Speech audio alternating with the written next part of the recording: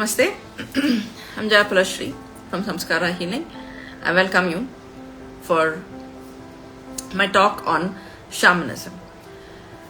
Now, as I continue, I spoke about what is shamanism.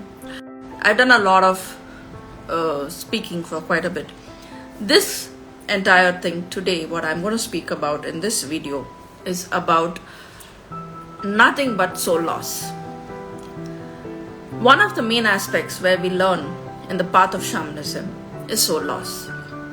Soul loss can happen to all of us at any given time. One big reason for our illnesses, especially chronic illnesses, to some severe backache, joint pains, some issues with the heart, a lot of issues can be there. It would all have to do with your soul loss. So it is good to go to a shaman and get it checked if you have a soul loss. And if you have it, it is worth getting it worked on. What are the symptoms, or how do I know I have soul loss?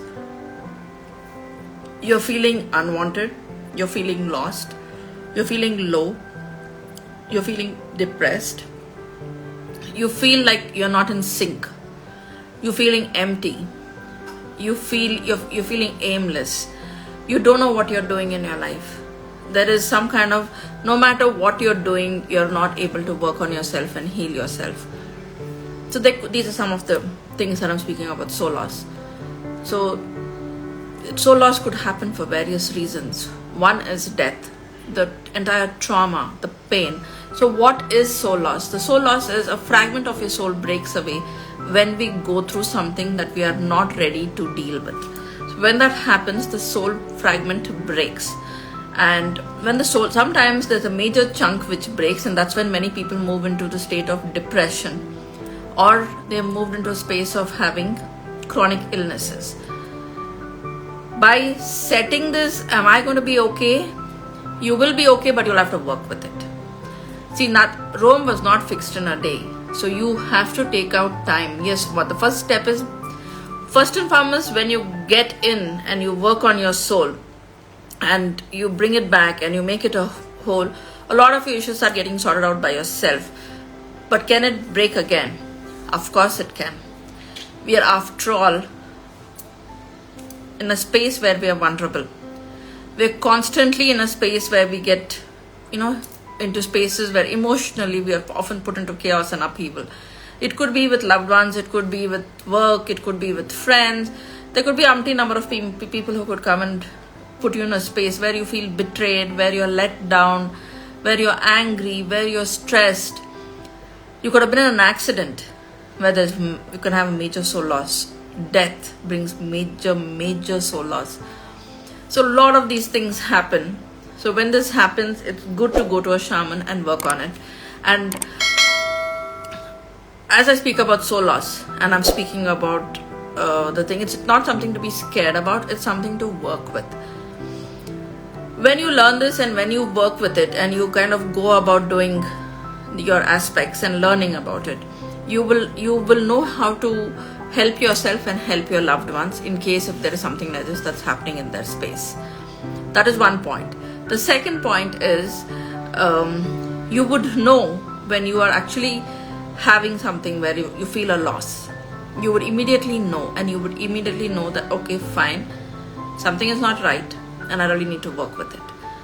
So that's the beauty of it. So one aspect is understanding what is the soul loss, why would something like a fragment break away, how do you work with it, how do you bring it back into you. Is it safe? It is absolutely safe. It makes you whole again. If today I'm sitting here and talking with confidence is umpteen number of times I have worked with my soul fragments and brought it back. For various reasons they would, break away.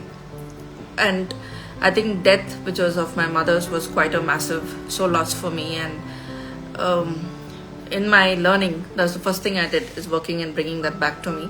It was quite overwhelming. But it was a beautiful experience, and that really, like I said, it's transformed me and changed my entire thought process. Recently, when one of my son went through a very bad phase, he went through a massive soul loss. When he sat in front of me, his eyes were shattered and there was pain. And the pain and the sense of how could this happen to me and how could I be so naive and silly was very strong in him. The impact of it, I could clearly see it. So you understand when you're regularly working, you look at it and you figure out and you know. So when I saw this and he was talking to me and I was just looking at him, and I realized a major fragment of his soul had broken away because of this thing that he had experienced.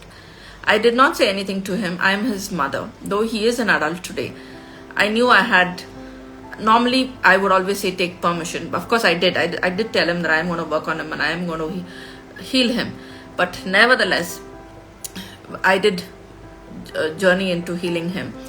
And I first went in, worked on his soul fragment, which was refusing to come back because it was feeling distraught and it was in severe pain. So I removed the trauma, the pain, and brought it back to my son and put it back.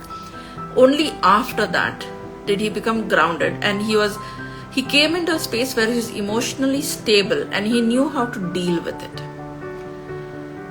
So yeah, you can say luckily you knew shamanism and you sat there and you did it. I could have been oblivious to it. It's just that with constant practice and making it the way of life, it was very easy for me to see it, because I saw what he went through and I saw that the soul had drifted away, and if I hadn't worked on him, he would have gone in a chaotic web where he would have not known what's happening to him. So because I took that instant clue and looking at him, through shamanism, I have worked a lot and I look at the aura. I know when there is an energy leak or a soul loss or something is not right. There's a tear in the aura, or if something is attached. Looking at the person, it's pretty evident when you start regularly doing shamanic practice. So through that, when I realized, the first thing I did is I worked on him, grounded him, so that I wanted him to be emotionally stable, so that he is not irrational with his behavior and talk. I emotionally grounded him. I put him in place, worked on it, and all his friends, the only thing they said is, if this were me in your situation, I don't know if I would have survived it. It hurt me to hear his friends say that to him, and everyone who said that to him, he was saying, it's thanks to my mom, because she stood there as my pillar of strength and she healed me. I wouldn't use the word healed. I would use the word I worked on him.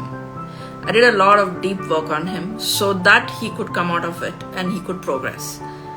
So this is the importance of understanding what is soul loss. Like this, there are a number of examples that I could give and how it could bring chaos and bring complete chaos into a relationship. Another similar thing is, I've seen it when my husband, he'd lost his brother and he went through tremendous pain and he refused to speak about it. And after that, he spoke a lot of things which I realized that he was feeling very empty and pained and depressed. Obviously, he was refusing to accept it or acknowledge it. But I knew it. And again, I saw and I heard him the way he was speaking.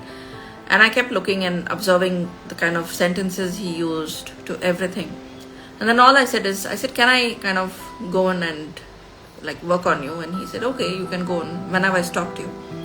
I went in, worked on that aspect, which fragmented away because of the death, brought it back, and I did it within maybe the first 15-20 days I had done it. And usually we give time for the person to grieve, because it's important they grieve. Grieving helps them heal and to move on. But I knew that if I didn't work on it immediately, there's going to be trouble and chaos in his space. And I said, can I go in and are you ready for me to work on you? And he said, yeah, okay, you go on. So I just went in and I worked on it. And I didn't tell him, I forgot about it. I was busy with something else. Later in the evening, I was just listening to him and his entire conversation was different. It was not negative. It was not about saying, oh my God, my life is done and this is it. No, it was completely different. And I just smiled to myself saying, okay, now we are back to normal. So this is how important working on something called soul loss is. So with that, I would end my this talk that I've been having, and I would talk more about it. Oh yes, there's one more thing which I would like to address before I end this, because there's a lot. See, shamanism is a massive subject by itself, and it's like a blanket. It's like a blanket which is covering the entire planet. There's so much I can speak about, so little time for me to be actually talking and sharing. People ask me, how do you recognize a shaman? What do they wear? What is it? It's anybody and everybody can become a shaman, first point. And second thing, the indigenous tribe, they're more colorful in dressing. Some of them wear capes. They have like fancy coats. They put on feathers. They work a lot with feather. Like what I said, shaman work with the 5 elements. So because of that, they work with feather. They have a lot of shells. And they carry a lot of... Some of them who are the indigenous tribe have some animal skin, which they may have a piece of it, or they may have a clothing out of it, or something which would be very part of connecting to all the 5 elements. So, and again, the dressing varies from place to place. If you even look at the Inca tribe in south, do you go into North America, do you come into Siberia, you come in towards Tibet, yes, it's more or less you will know they are shamans, because the way they are sitting, the way they are wearing the dress, the cape, it's pretty obvious and evident. You would know it without a doubt who you're looking at. But nevertheless, they are very, very connected to feathers, shells, and anything pertaining to Mother Earth, stones, and all these things. So you would identify a shaman with these things. They carry it with them. It becomes their medicine bag. And one of the first things my teacher taught me is always carry your medicine bag with you, because you'll never know when you need it and where you go and who would need it. Initially, I used to carry my medicine bag because let me take this into the next video and speak about it. I don't want to keep all my videos long, but yes, I end my talk with, it is important that we create a medicine bag and have a lot of things in it as a shaman. So with that, I would end this talk. I thank you for being part of this, for the amazing feedback I'm getting, everything. It really keeps me going. You know, for me to come time and again and put up so many videos, speak about it, it makes me feel happy. There's somebody who wants to know more, and I'm more than happy to share what I've learned, because the more I share, I strongly believe the more knowledge I share, the more knowledge comes to me, which needs to be shared again. So with that, I wish you well, and I shall come back soon. Thank you so much and take care.